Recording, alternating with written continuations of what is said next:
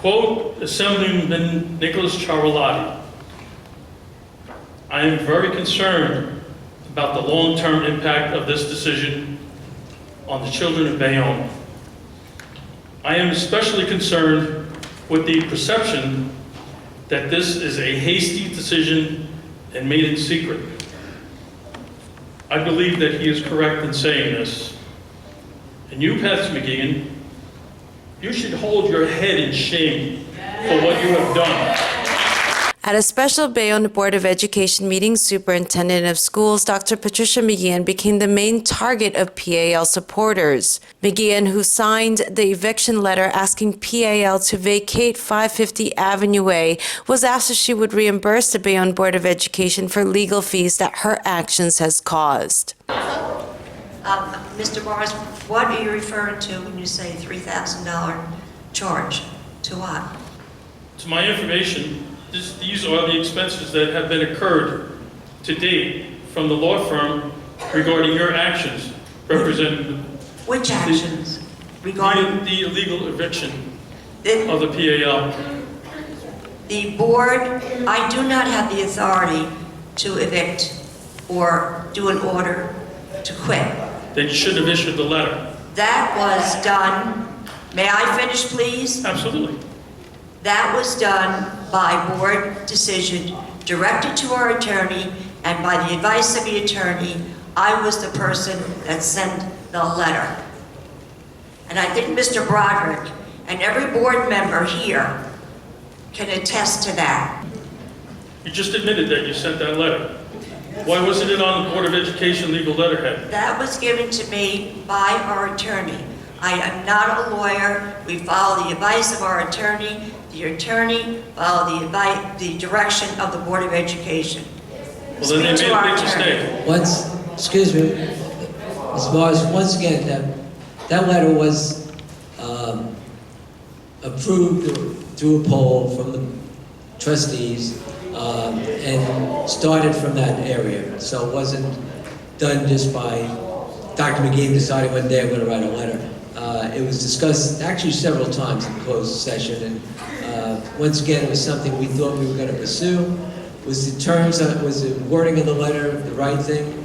Probably now. We wish, that's why we're sitting here right now, wishing we had something to do. That letter has been officially rescinded. Bayonne Police Athletic League Executive Director Katie Torello explained that he did receive a letter by Bayonne Board of Education Counsel Mitchell Pasquale stating the eviction letter received on May 27th is hereby withdrawn without waiver. The firm represents the Bayonne Board of Education. Quote, the board, please be advised that the notice to quit duly served upon you on May 27, 2016 is hereby withdrawn without waiver of the board's right in connection therewith. And it's signed by Mitchell Pasquale, the firm. Bayonne Board of Education President Joseph Broderick publicly apologized for the letter. The letter that you received, the terminology of that letter, I'll also apologize in a way. It was never meant, and our legal department told us that basically what we were hoping to get out of that was communication.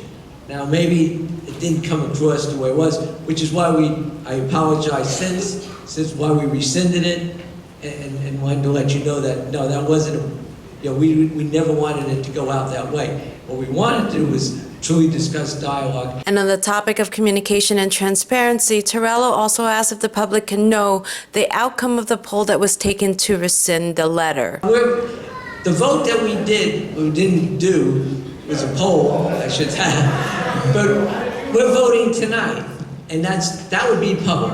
Nothing we did, which is part of why we did the rescinding of the letter, none of that should have been done probably the way it was done.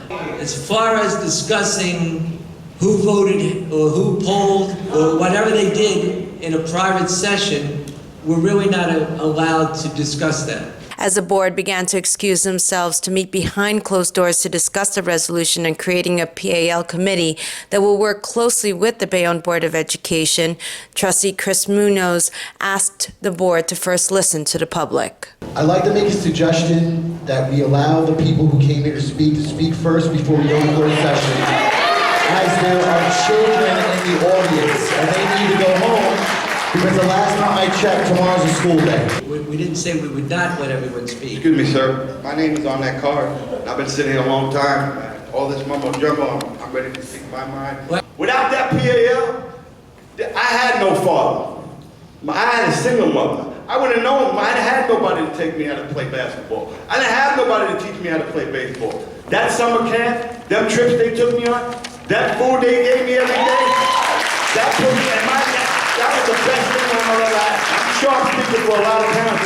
There's a lot of single parents that have to work. And if we could afford daycare, we still send them to P.A.L. because they can't teach you with the P.A.L. Returning from the meeting, the Bayonne Board of Education unanimously voted to pass the resolution. Hudson County View, the eye of the community.